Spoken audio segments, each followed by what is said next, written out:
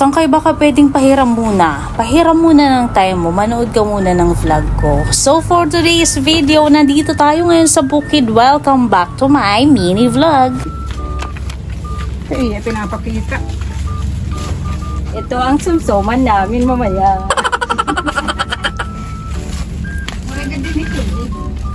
Buti naman at naisama namin kayo ngayon dito sa bukid. May kasama kaming kumain nitong manok and may katulong kaming magkatay. Ang digit sa lahat, kapag nakulong kami, may mga kasama kami kasi hindi sa amin itong manok na to eh.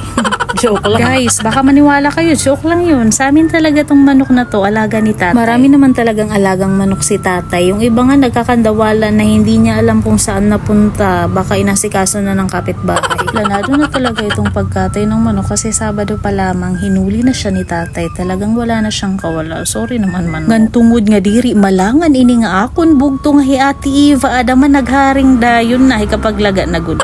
Balitaw. Nagharing na hiya kasi isusunad na natin ang saging. At na naghalo-halo na tatuwaran yung Tagalog. Okay mga sangkay, let me explain. Minamadali na talaga namin to kasi late na to. Mga 1 PM na kami pumunta dito and wala pa kaming kain. Bago pa kasi kami pumunta dito, may inattendan pa kaming meeting. Pagkadating namin sa bahay, hinanda lang namin yung mga dadalhin and pumunta na kami dito. Buti na nga lang at ilang minuto lang ang biyahe papunta dito and ang bilis-bilis lang kasi pwede lang kayong magmotor. Balik muna tayo dito kay ate. Medyo nahirapan siya kay maghulos adan sungo.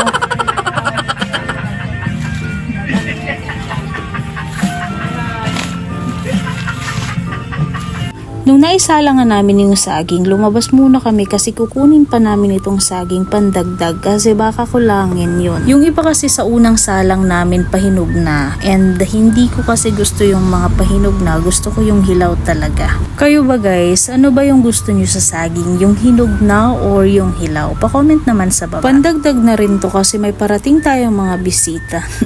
Mga bisita parang ang dami-dami pero hindi guys, may parating talaga dito kaya idagdag na natin para paniguradong hindi tayo kukulangin. Isa pa to sa mga gustong gusto ko sa bukid, yung mga preskong prutas na nakukuha nyo. Pagkatapos natin kumuha ng saging, may kukunin na naman tayo ngayon. Siguro paborito nyo to.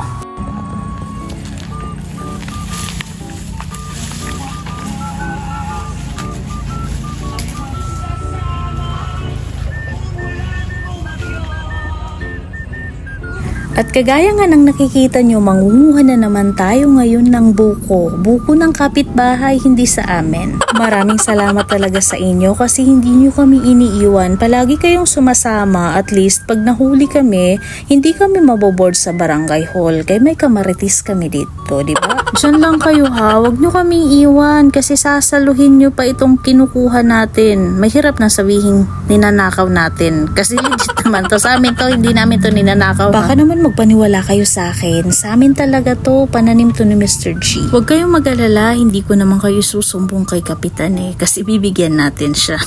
Bumalik na nga tayo dito. Masyado na akong maraming sinasabi. So ayan nga, bumaba muna si Mr. G kasi titingnan niya. Baka daw at gob, sayang naman kung kukunin niya. At nagkasagutan pa nga kami dahil dito. Gusto niya kasi buksan ko. Natatakot ako kasi may experience ako. Nagbukas ako nito, bumalik yung itak. Ayun, nasugatan yung kamay ko. May peklat pa. Hey! Inom tayo. Okay din yung background music ni mama. Ang lakas-lakas. Mas-CPR tayo dito ma. Nahihirapan pa nga akong uminom dito kasi hindi flat yung pagkaka-open ni Mr. G. Hindi ko alam kung anong position ang gagawin ko. Parang nakikipag lips to lips tayo dito sa buko na to. Hindi ko alam kung anong magandang position dito. Bahala na, basta makainom lang.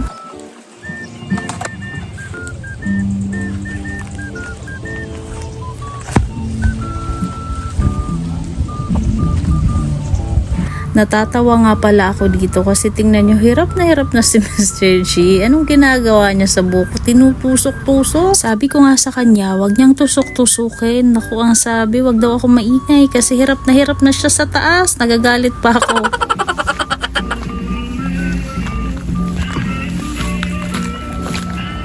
Hey!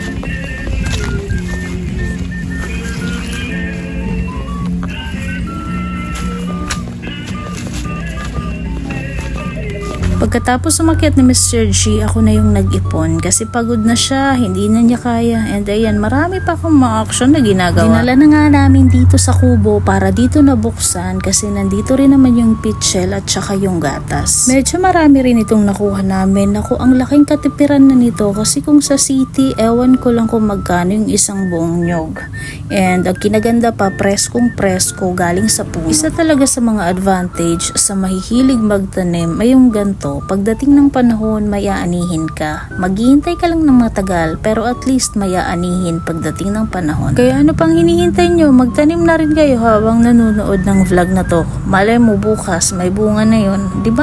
Balik na tayo dito. So ayan, pagkabukas ni Mr. G, isasalin na yung sabaw sa pitchel. Ganyan na, susuduun ta na. Ano Tagalog it sudu?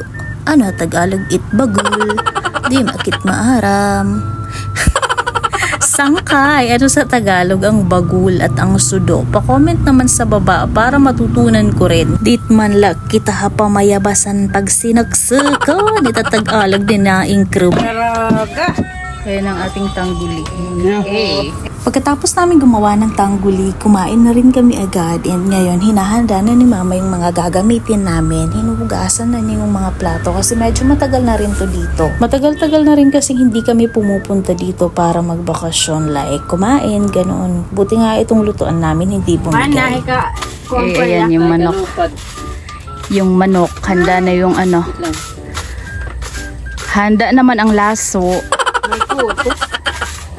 Mga sangkay, tiniklo na nga nila yung manok. Hindi ko na pinakita sa inyo kung paano nila tiniklo. Kay baka magkaroon tayo ng violation, sayang yung video. Pero mga sangkay, ang ikinaganda ng pagtiklo ni mama ng manok, walang dugo. Magaling talaga to si mama sa pagkatay ng mga manok. Kasi sabi nga ni tatay, berdugo to si mama ng mga manok niya. Mga expert talaga sila magkatay ng manok. Pagkatiklo, ilinublob agad sa kumukulong tubig para matanggal na ang kanyang mga balahibo. Buti nandito si Ate Marit. Lilinis na ni Ate Marit. Oy, may visitors tayo, bago. Mga kamukha ng ate ko. Yan na diri. Pagkasakagad ka mo. At nandito na nga ang mga rest back, ang mga pamangkin ko. Wala kasi yung ate ko, may hika. Cheers.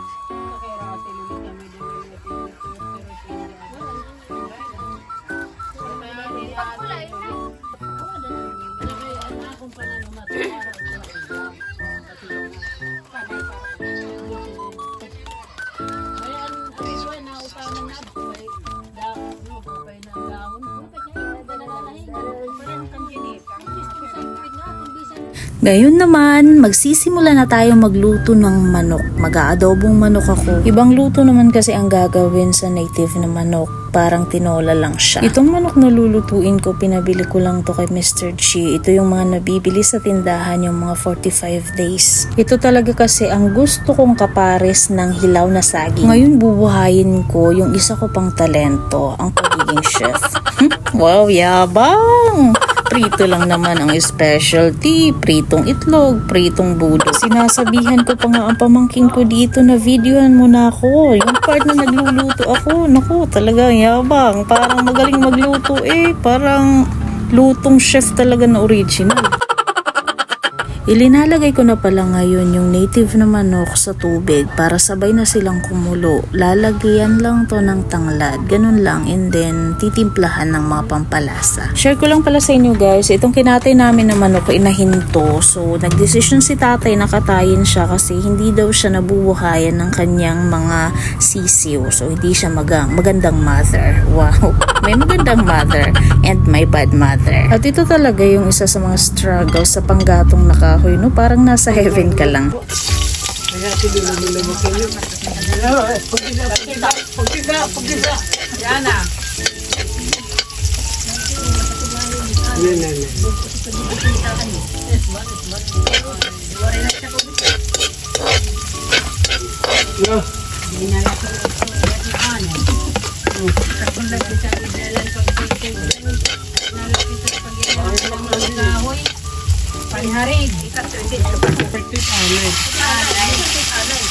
At inilagay na nga natin yung manok. O diba parang tunay na chef. Naku naman, gumagaling na.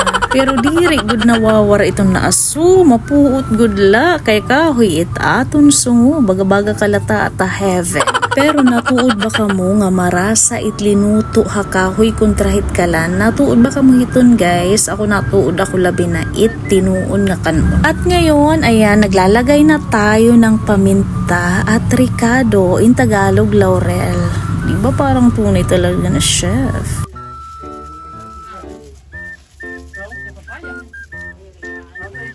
Pagkatapos ilagay ng mga sangkap, hindi ko pa siya nilagyan ng toyo kasi magaling ako. Hindi ko muna nilagyan ng toyo, pinakulo ko muna. Medyo may kabagalan lang yung pagluluto natin kasi hindi ganon kalakas ang apoy. At habang naghihintay tayo sa mga niluluto natin, kumuha muna si Mr. G ng papaya, ilalagay ito sa ating tinolang manok. Hindi na kami bumili ng sayote kasi may papaya naman dito. Buti pa to kasi fresh galing pa sa puno. Dito muna tayo kina ate. Ate, nagsisesyon. What's that? Lawlaw. Okay kayo. Eh. Nag-commercial break muna kasi sobrang init dito sa may lutuan and ayan tingnan nyo dahil nga inahin itong niluluto natin ayan may itlog pa siya at pagkatapos kong pakuluan itong adobo natin lalagyan na natin ngayon ng toyo. Paunti-unti lang din yung paglalagay ko kasi hindi ako magaling sa tansyahan baka masobrahan. Pagkatapos kong ilagay ang toyo halo-halo lang and kumukulo na itong tinola natin ayan medyo matagal-tagal nating pakukuluan to para malabot talaga siya. Nilagay ko na rin dito sa tinola natin yung kinuhang papaya ni Mr. G para sabay na rin siyang lumambot. Tinimplahan na pala ito ni Mr. G so sa mga ganito, mga timpla-timpla, luto-luto, sa kanya talaga ako umaasa kasi expert siya sa mga luto-luto, kaya niyong maraming lutuan. At sa wakas, naluto rin yung adobo natin guys. Nagmamadali na ako dito kasi late na, kailangan na namin kumain, nagugutom na talaga ako. At ang kaparis ng ating adobong manok ay ang hilaw na saging. Gusto ko talaga yung hilaw, ayoko ng hinog. And sa wakas, pagkatapos ng ating mahaba-habang pagluluto, nandito na tayo sa paboritong part, ang kainan. Halina kayo, makisalo na kayo sa amin. Makikain na rin kayo, panaro. Isa to sa mga pinaka-paboritong banding ko dito sa aming pamilya. Yung pumupunta sa bukid, simple lang. Simple yung pagkain pero masaya. Masaya yung banding. Walang katulad. At mga sangkay, maraming salamat sa inyong pagsuporta at palaging panonood. So kung hindi ka pa nakasubscribe at naka-follow, please like, share, follow, and subscribe. Bye-bye. Mwah!